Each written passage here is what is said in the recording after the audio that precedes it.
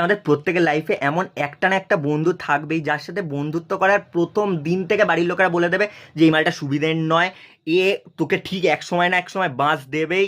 মানে আমাদেরকে সব রকমের ওয়ার্নিং দিয়ে দেবে, কিন্তু না, আমরা তো অত্যধিক পাকা। আমরা ওগুলোকে কানেই তুলবো না, উল্টে তর্ক করে যাব যে তোমরা কিছু জানো না, তোমরা ব্যাকডেটেড, আমার বন্ধুকে নিয়ে তোমরা এইসব বলছো, মানে বলে যাবো। কিন্তু তার ঠিক দুদিন পর যখন ওরা ওদের নিজেদের রূপটা দেখাবে আর সত্যি সত্যি বাঁশ দিয়ে যাবে, উফ ভাই, সে যে লেভেলের জুতোর বাড়িটা মুখে পড়ে না, নিজের অকাতটা যখন এত ভালোভাবে বুঝি না। মানে লাস্ট কয়েক মাস ধরে আমি চুনচুনকে কয়েকটা রত্নকে আমার বন্ধু বানিয়েছিলাম।